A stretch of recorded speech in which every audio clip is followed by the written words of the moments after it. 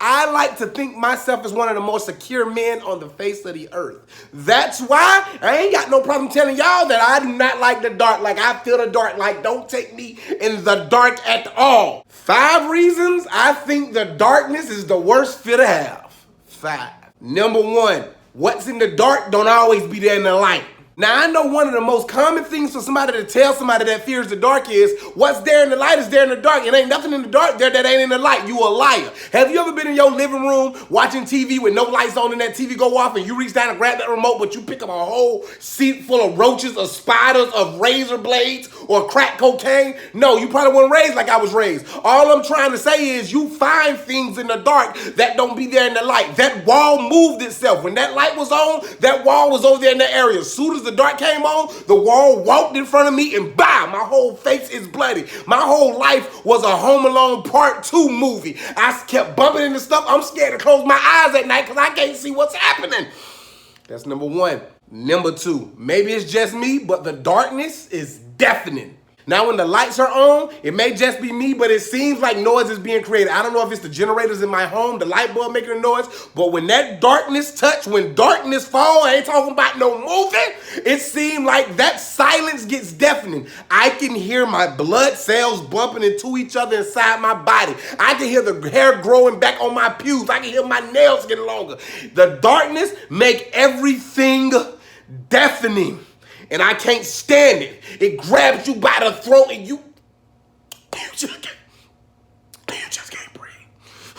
Number 3, all scary movies, scariest scenes happen in the dark. Now, yes, I am giving some credit to scary movies being out there shaping my fear of darkness. Like when Chucky was trying to take over little Andy's souls, all the lights turned off and he put his hand on his forehead. In The Exorcist, when everything got quiet and dark, that's when the devil wanted to make that little girl head spin around like a basketball on somebody's finger. In the darkness, that's when things happen. You'll never see no killer chasing nobody down the road when it's sunny and lunchtime. You wait till it's like midnight, 1 o'clock in the morning. That's when that thing from Jeepers Creepers jumped on top of that bus and wanted to kill and eat them kids, man.